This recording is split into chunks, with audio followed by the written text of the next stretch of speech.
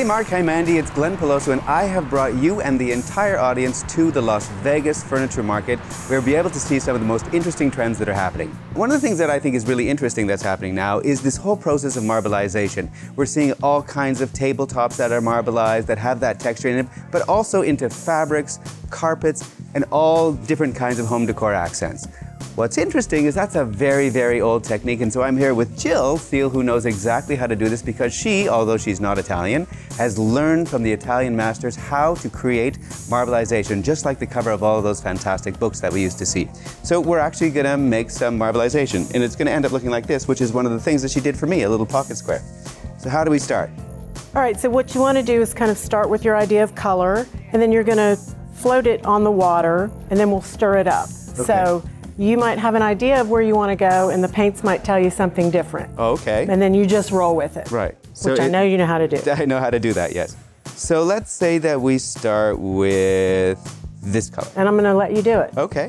And so I'm just... So just stir it up a little bit and get some of it off.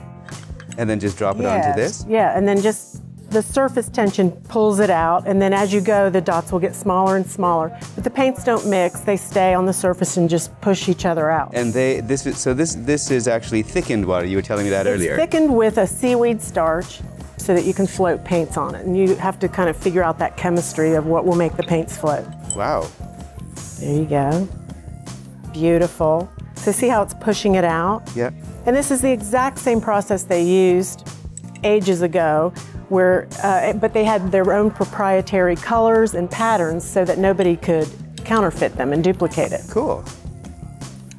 So let's stir it up. So what you can do, and I'm going to give you the porcupine quill that an Italian master gifted to me. Brava, grazie. And just stir it up a little bit. Just however I want? Yeah, yeah.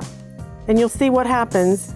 And now it's sort of catching the paints and weaving them together. And then we'll just pick that pattern up and see. And you can overdo it. Can? Yes, you can. I can always overdo it. So the more you stir, the more the paints become integrated, and then it can end up looking too tiny. I'm going to go ahead and lay this down, and I'll show you how I do it. So what you want to do is lay your paper on the water so that you try not to get a bubble, because where there's a bubble, paint can't reach the water. Where the bubble, there's trouble. Yeah, yes. Okay.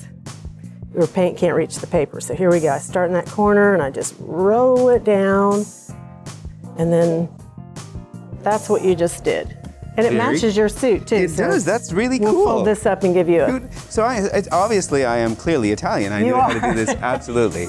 It's in your blood. It's an incredible process. And what's really cool in terms of this whole process is we take something that is absolutely ancient, we marry it with something that's very modern, the digitization, and then we're able to take these patterns and drop them into carpets.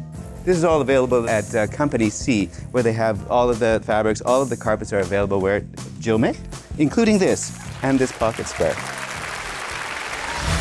Thanks for watching The Mark and Mandy Show. Like our video by clicking below and subscribe to our YouTube channel.